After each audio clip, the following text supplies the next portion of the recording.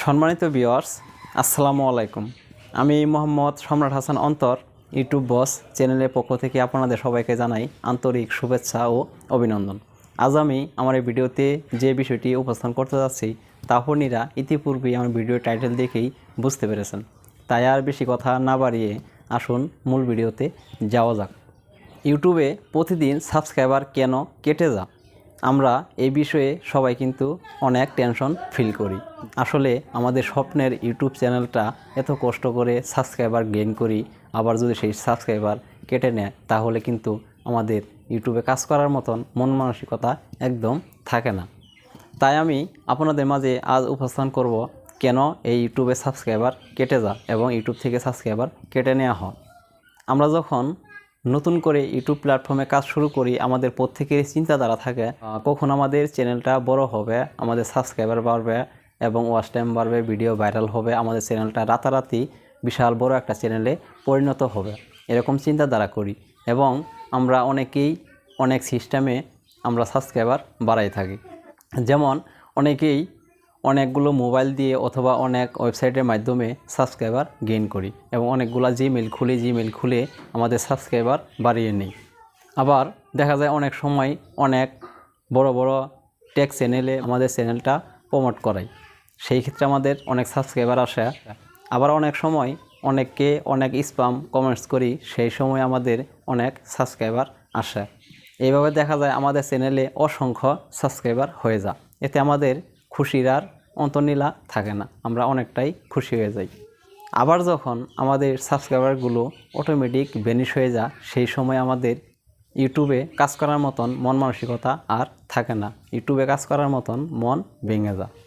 আপনি একটা বিষয়ে সবসময় খেয়াল রাখবেন, আপনি যখন ইউটিউবে কোনো একটা ভিডিও ছাড়বেন, সেই ভিডিওর নোটিফিকেশন যে সমস্ত চ্যানেলে যাবে, সেই সমস্ত চ্যানেলের অডিয়েন্সরা যদি আপনার ভিডিওগুলো দেখে তাহলেই আপনার ভিডিওটা রেঙ্গে উঠবে এবং আপনার সেই সাবস্ক্রাইবারটা থাকবে।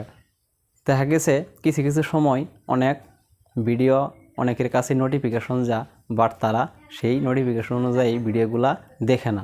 এইভাবে একটানা যদি এক সপ্তাহ 15 দিন তারা ভিডিওগুলো না দেখে এবং আপনার চ্যানেলে না আসে, আমার 5 বছরের অভিজ্ঞতায় আমি বলতে পারি, যদি কোনো ইউটিউবার তার ইউটিউবে ভিডিও ছাড়ে এবং সেই ভিডিও অন্য কোনো ইউটিউবারের কাছে নোটিফিকেশন যা, সে যদি আপনার ভিডিও না দেখে, এইভাবে 1 দিন 2 দিন 3 দিন 1 সপ্তাহ 15 দিন আপনার ভিডিও না দেখে, তাহলে ইউটিউব অ্যালগরিদম বুঝতে পারবে আপনার যে সাবস্ক্রাইবারটা ওই চ্যানেল থেকে আসছিল সেই সাবস্ক্রাইবারটা স্প্যাম।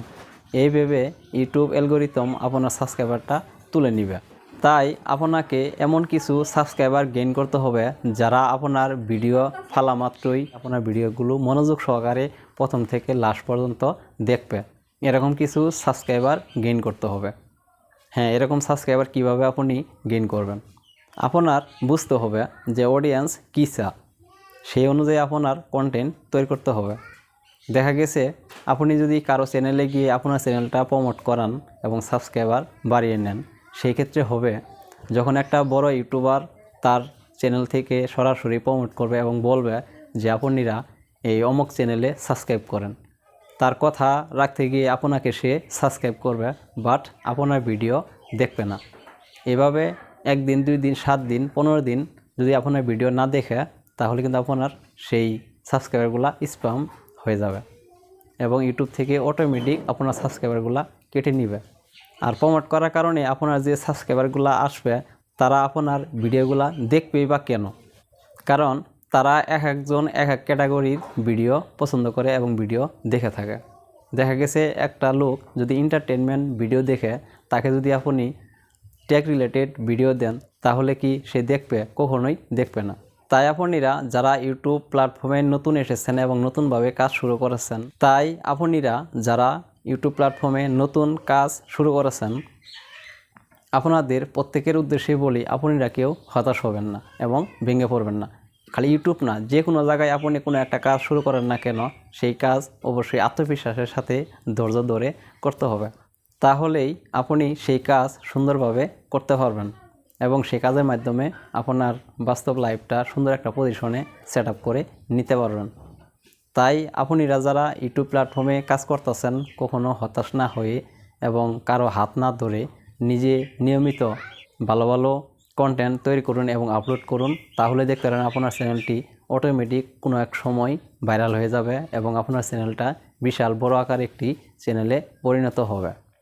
আশা করি আপনারা বুঝতে পেরেছেন যে কেন ইউটিউব থেকে সাবস্ক্রাইবার কেটে নেওয়া হয় এবং কেটে নেয়। আজ এই পর্যন্তই, আবারও দেখা হবে পরবর্তী কোনো ভিডিওতে। এই পর্যন্ত আপনারা সুস্থ থাকুন, ভালো থাকুন, সুন্দর থাকুন।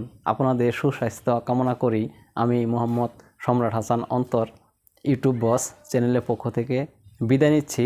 আবারও দেখা হবে পরবর্তী কোনো ভিডিওতে। আল্লাহ হাফেজ।